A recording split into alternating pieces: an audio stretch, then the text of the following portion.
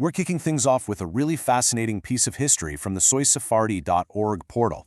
It's a story that connects the ancient world to the heart of a major American institution in a way you just never expect. So our story today is about two figures you probably never thought you'd hear in the same sentence: an 18th century Sephardic rabbi, Jayim Carigal, and Yale University. Yeah, you heard that right. And it's a connection that literally left a permanent mark on one of America's most famous schools. All right, take a look at this. This is the official shield of Yale University. And right there, in the middle of that open book, there's a phrase in Hebrew, Urim Vetumim. In the Hebrew Bible, these were objects used for divine revelation, and it's usually translated as light and truth. Which, lead to the big question, how in the world did that happen? How does an ancient Hebrew phrase get picked as the motto for an Ivy League university? Well, the answer is pretty amazing, and it all comes down to a really unlikely friendship. To really get this story, we have to travel back in time, back to colonial America, which is where the first person in our story makes his entrance. So a little context here is super important. Sephardic Jews had actually been in the American colonies since the mid-1600s, mostly fleeing persecution. By the 1700s, a really vibrant community had popped up in Newport, Rhode Island. And it's into this world that Rabbi Jayim Carigal, who was born all the way over in Hebron, shows up in 1773. But Rabbi Carigal wasn't just some tourist. Oh no, he was a Shaliaj deRabanan, an emissary of the rabbis. I mean, this was a huge deal. These were the absolute brightest scholars, sent out from the Holy Land to teach and share their incredible knowledge with Jewish communities around the world.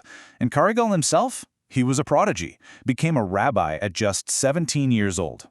And it was that incredible brain that was about to capture the attention of a very different, but just as curious, mind. Living in Newport at the time was a Protestant pastor named Ezra Stiles. Now, Stiles was obsessed with Judaism and was a passionate Hebraist. He was convinced that to really understand the Bible, you had to master Hebrew. So, you can imagine, when he heard a famous scholar from Hebron was in town, he went straight to the Touro Synagogue to check it out. So just picture this scene. You've got Rabbi Carigal, the Sephardic sage from the Holy Land, giving his sermon in Spanish and Hebrew. And in the audience is Ezra Stiles, the New England Protestant pastor, just completely enthralled.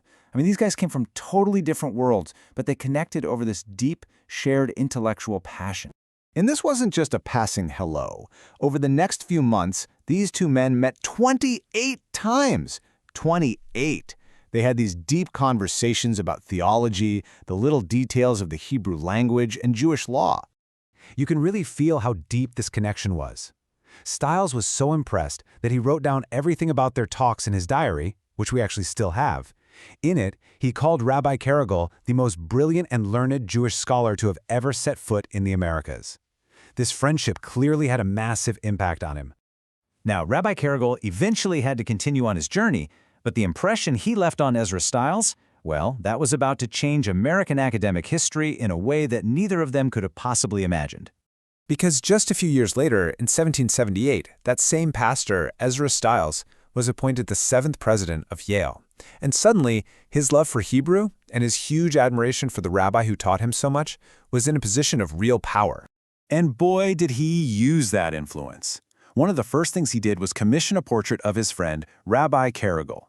Then, he made Hebrew a required course for all new students. He thought it was fundamental to a real education.